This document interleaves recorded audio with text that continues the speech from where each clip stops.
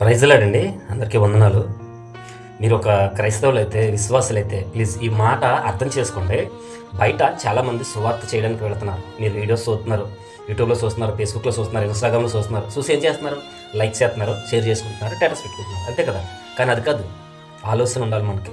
దేవుడు చెప్పారు కదా, సువార్త కొద్దువైపోద్దే, నా నిమిత్తం మీరు హింసింపబడతారన్న అది చూడాలి. మన వాక్యానుసారం చూడాలి. చాలామంది సువార్త ప్రకటించడానికి వెళ్తుంటే కొడుతున్నారండి. ఊరు బయట ఉండి ఊరిలోనికి రానివ్వట్లేదు. ఒక టీమ్గా ఏర్పడ్డారు. అంటే వాళ్ళ టీమ్గా ఏర్పడ్డాడు అనేది మనకి ప్రాముఖ్యత కాదు. సువార్త కొదువైపోతుంది. సమయం ఉన్నప్పుడు సువార్త ప్రకటించాలి. కానీ మనం ఏం చేస్తున్నాం అంటే వెళ్ళట్లేదు. మనమే చూసుకుంటున్నాం. మీరు నిజంగా భక్తిపరులు అయితే, మీ మీద దేవుని ఆత్మ పనిచేస్తుందంటే, ఆ భారం మీ మీద ఉందంటే ప్రార్థన చేయండి. సువార్థికుల కొరకు ప్రార్థన చేయండి. ఖాళీగా ఉంటే పని అవ్వదు. దేవుడి రాజ్యము అతి సమీపముగా ఉన్నదే. ఖాళీగా కూర్చుంటే పని అవ్వదు. ఒక విశ్వాసగా, ఒక క్రైస్తవుడిగా రక్షణ పొంది ఖాళీగా ఉంటే ఏంటి లాభం?